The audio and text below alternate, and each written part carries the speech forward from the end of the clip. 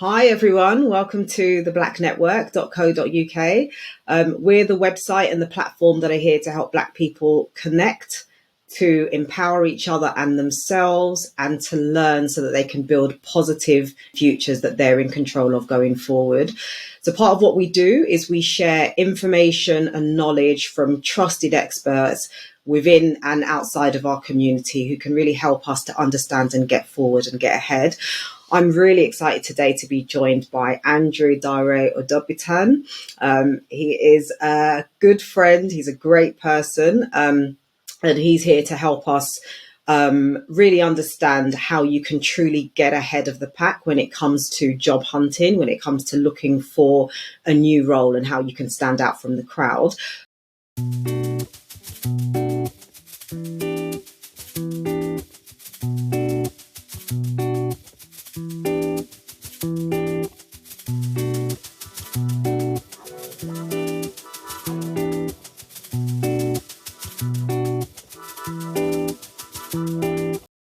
We know that it's a fairly tough market at the moment in some sectors, that there's a lot of competition. And Andrew's really here to help us understand how to kind of navigate the job market at the moment and really get ahead. So Andrew, first and foremost, I'm going to let you introduce yourself. Hi, big welcome, huge thanks for joining us, and introduce yourself for the audience. Hi everyone. As rightly said, a good friend of Ice's. We've known each other for quite a while now, and I've had the pleasure to work alongside her on multiple different occasions, both in work and also within ERGs, within the Stepstone Group. So amazing individual to be speaking with today, to be fair. A little bit about myself. Where do I start? I've been in the recruitment game for about 13 odd years. Started off as an agency recruiter, made my way to director level within recruitment, and then went off to start my own recruitment business, kind of pan-European in the IT space. Was doing that for about 2.5 years, and then due to some unforeseen circumstances, ended up joining Total Jobs, where I met Isa, and kind of continued within that remit.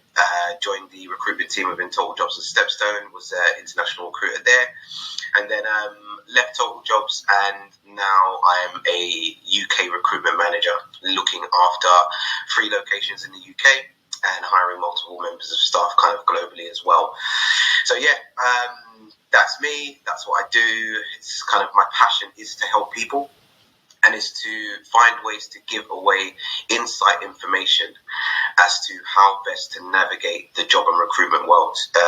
Things that people just literally don't know, questions that you wouldn't even think to ask, and just methods and processes that people can use to get themselves ahead.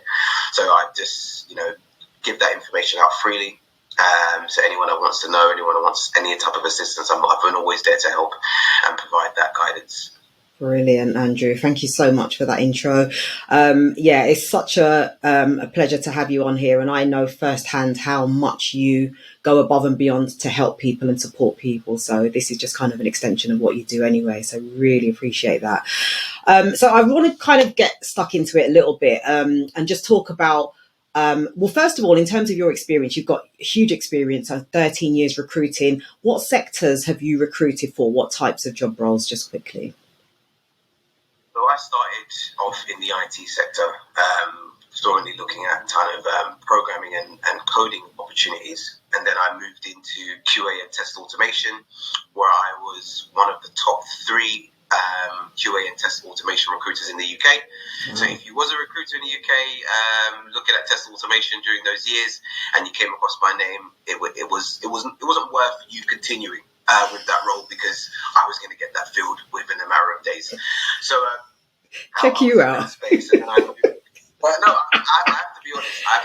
Keep it real. Big yourself up. I love it. I've been in magazines. I've had awards. I've done talk shows. I've done so many different things within that space, and just kind of elevated that space and just became that thought leader within that particular IT space. Outside of that, I've done recruitment across all forms of product, tech, and marketing type of opportunities. I've done entry-level roles in business development, sales, account management, customer service, the you name it. I've done executive search. I've done roles right the way from entry level right to C-level opportunities. So I'm well versed in a variety of various different opportunities. Okay, love that. And I think it's really important. It's not necessary, but the fact that you have worked across such a broad spectrum, really, I think my first question, if that is the case, is, are there patterns, consistent patterns that you see in terms of what candidates should be doing to get ahead? And I guess I'm going to take it back a little bit, and I want you to walk me through the process that you go through, and try and help our audience to understand how you think and what you see as a recruiter, and talk about it in a way that could potentially help them. Yeah, okay. So patterns that I've noticed, the individuals that tend to be very successful in applying for an opportunity are the ones who take an additional step. So when looking at a role that you're applying for, I think one of the major things is ensure that you're applying for a role that you are suitable for. A lot of the time we see applications which are like a shot in the dark. I've seen a position that I'm interested in. A position that you're interested in, a position that you're suitable for, are two completely different spectrums. It all kind of boils down to where the business is in their kind of recruitment strategy and what they have room and time for. So a lot of the time, especially in this current market, companies do not have the time. And again, depending on industry and company, there's not necessarily the time to train people up or open the door for people who are interested in a particular type of role. They're looking for people who have a strong match in terms of what it is that we're looking for and what it is that you're either currently doing or have done in the past that can add value to this role. Okay. So when making an application, go ahead. No, go ahead. I have a question at this point, and for me, this is a really, really key question for me, because, as you know, I'm really very heavily focused on diversity, equity, and inclusion.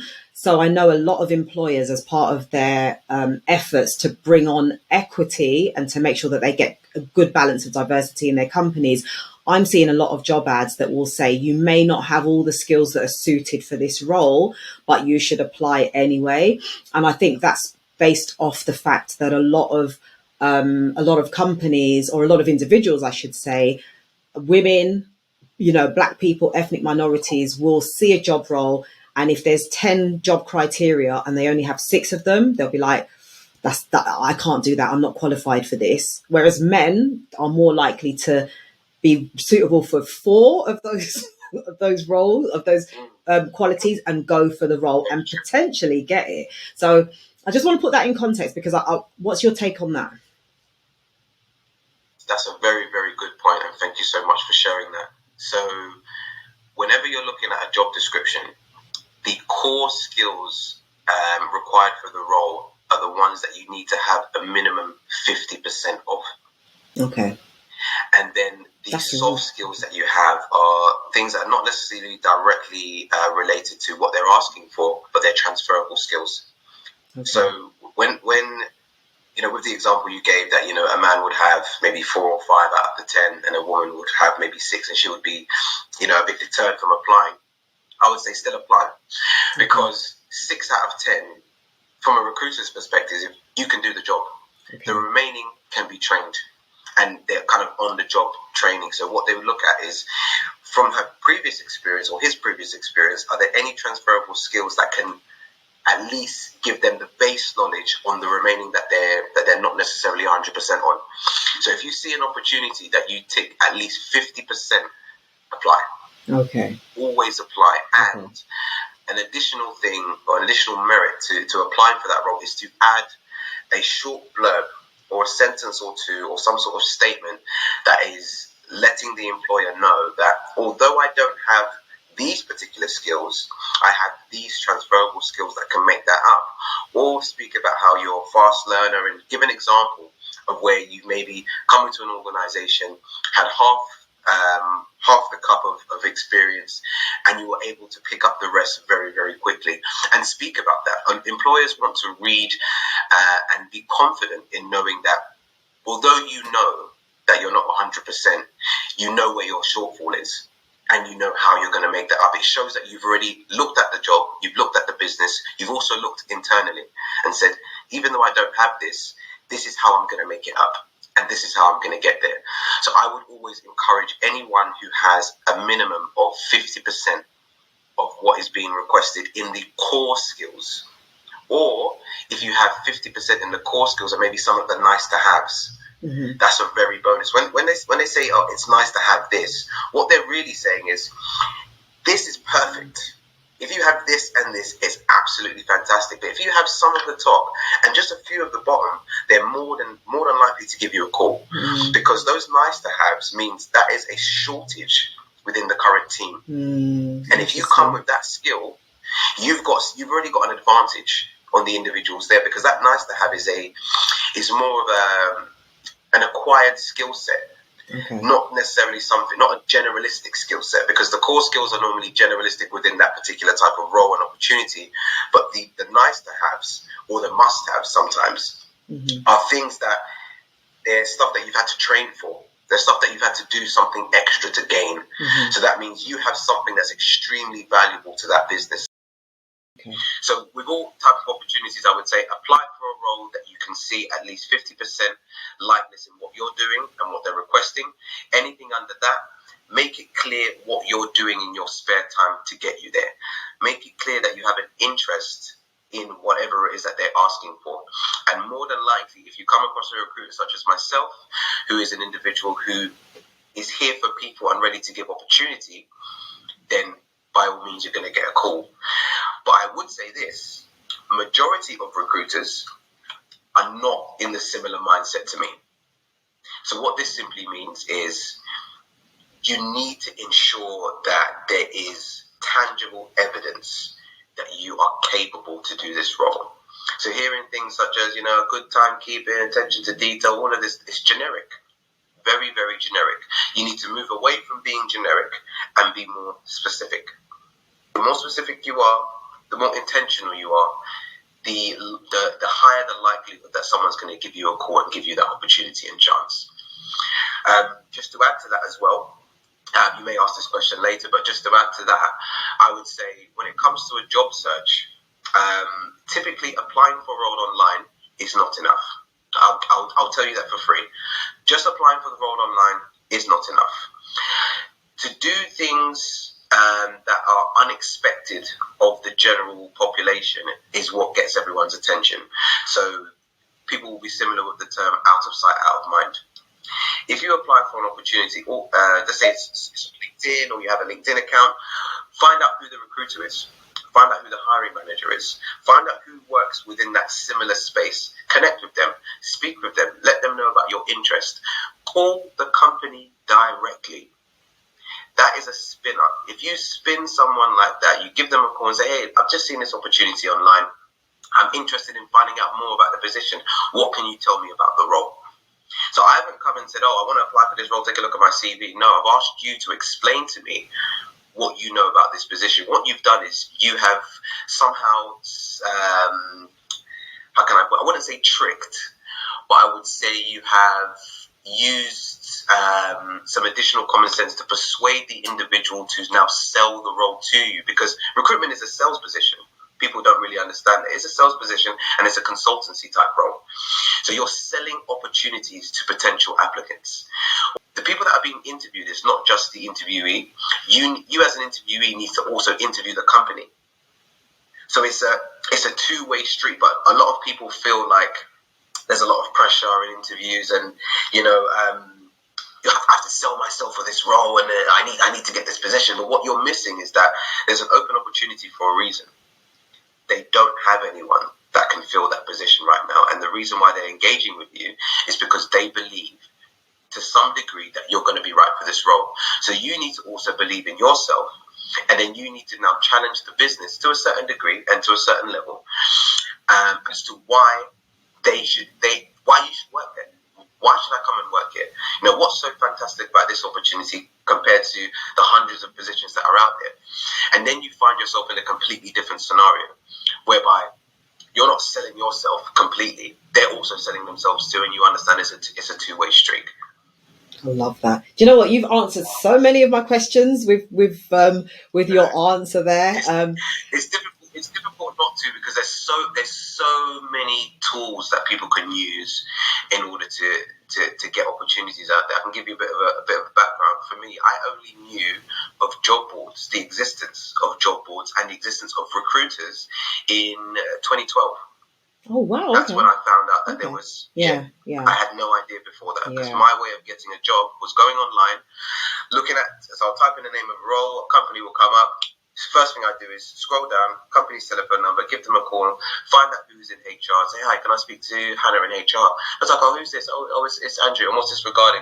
Just an open opportunity that I've seen online. They pass you through. You say, hey, Hannah, just a quick one. I've noticed this position. Know the role as well.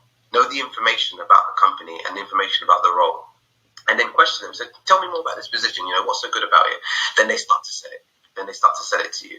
And then you're having a very different type of conversation. And every opportunity I had up until 2012 was collected in that way. I say, okay, so that sounds good. I can ping you over a CV, quickly ping over a CV. Do you have a spare moment? Just stay on the phone while I ping it across to you. I want you to quickly take a look. I believe I'm right for the role, but I want you to tell me your thoughts. Stay in control of the conversation.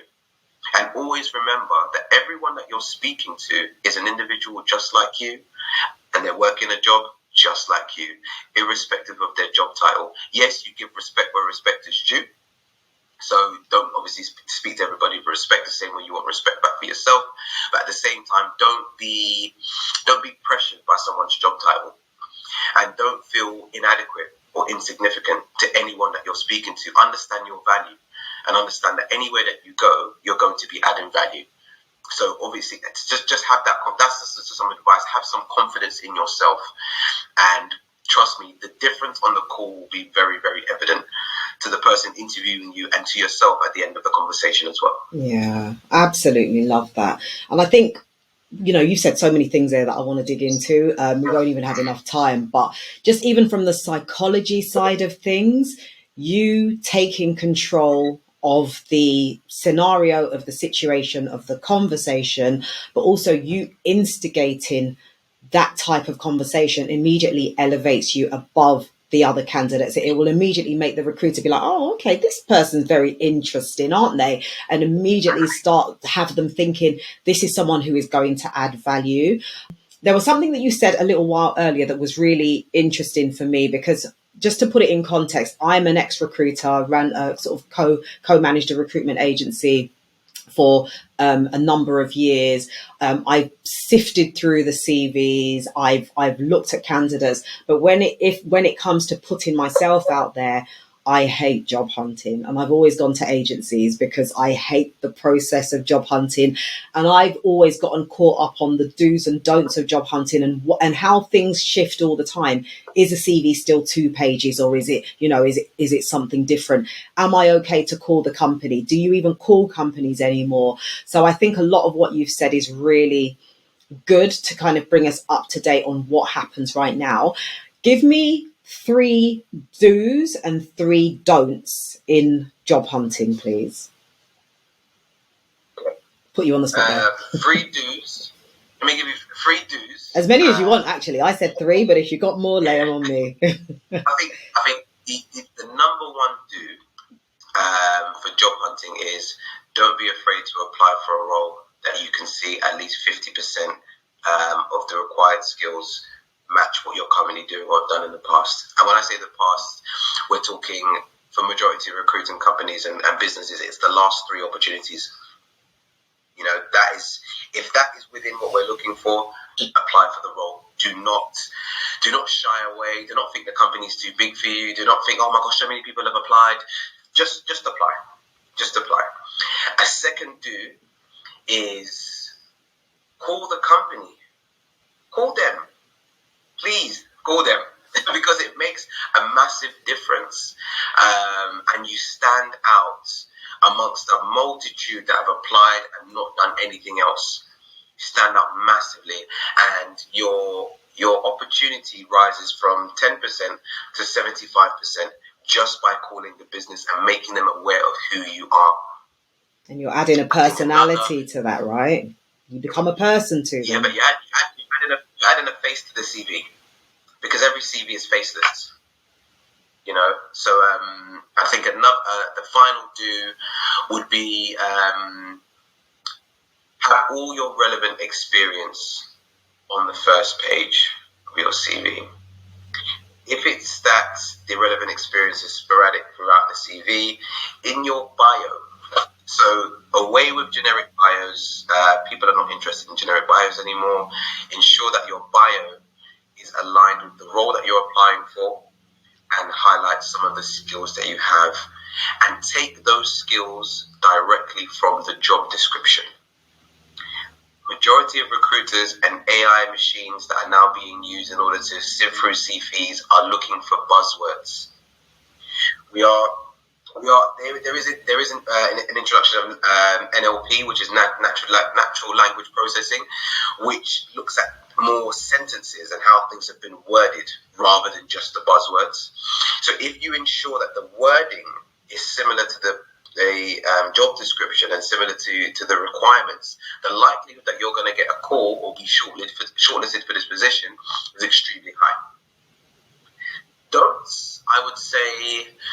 Don't just apply for anything.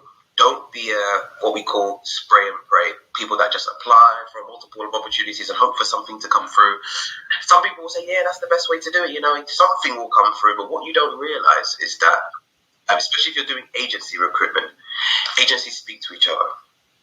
And if your CV continuously pops up, especially on a job board, a lot of people don't know. So if you apply for a role on a job board, I can also see the other positions that you've applied for.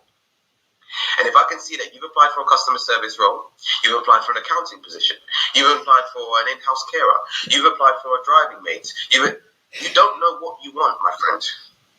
And because you don't know what you want, I can't have a conversation with you, because you're unstable. This is like an unstable mindset. But if I can see that you've applied for customer service, okay, cool. They're interested in customer service roles. Let's take a look at your CV. So don't just apply for anything. Be very specific with what you apply for. So don't just apply for everything. Another don't. Oh, for agencies, this is another. If you're applying by agency and the recruiter asks you, who else are you interviewing by any chance? Who else are you currently interviewing with? Don't tell them anything at all. And I'll give you the reason, and I'll try and be quick because of time. The reason why they ask is because, as a recruiter, if I get you a job, I get a commission. That is the be-all and end-all of being an agency recruiter, is getting your commission. That's why commissions are paid quite high, and it's a very competitive environment. If you tell me that you're interviewing somewhere else, my prospect of securing my commission with you starts to decrease with the amount of people that you're interviewing with. So if I really need you to get this job, what I'm going to do, and if anyone wants to deny, any agency recruiter wants to deny, say they don't do this, okay, cool. The reason for the leads, because they're leads for us. They're leads for us to put other CVs into, for us to win that business. So what some recruiters do, which I'll give you the honest truth, I was going to leave the recruitment industry at one point because of this, because I felt it was very unethical. And I went into recruitment to help people, not to deter people from getting opportunities. They will throw a CV into that company to slow your process down. And by slowing your process down and maybe potentially getting you rejected there, it increases the opportunity of you potentially getting the job here, because there's no guarantees. So if they ask you if you're recruiting anywhere else, don't tell them where you're recruiting or interviewing. Just say, yeah, I've got a few things going on at the moment, but I just want to pursue this opportunity. Again, also with salaries, this is another don't. Don't give away what salary that you're currently on at the moment. You do not want to be benchmarked based on what you're currently earning. So if, as a rule of thumb, you should always be looking for £5,000 on top of what you're currently being paid. That is just a standard rule of thumb. You deserve it. That is the market. That is recruitment. That is job hunting. Like opportunities, if you want to go for that, that's totally up to you. But bear in mind, you are entitled to £5,000 on top of what you're currently being paid. Is that at any level? I was going to say, is that at any level? So entry level, any sector? Yeah, so at entry level, you're not on anything anyway. So you're whenever they give you, but once you've had, a certain tenure of service, you should be, and you've progressed. Bearing in mind, it's not just I did this job and I got fired, or I left, or I did my probation, and I need £5,000 more. There's no justification for that. But just bear in mind that you should always be entitled to more whenever you make a move, knowing that you have served your time well, you've achieved something, you've grown, you've developed, you've become more than what you was when you started.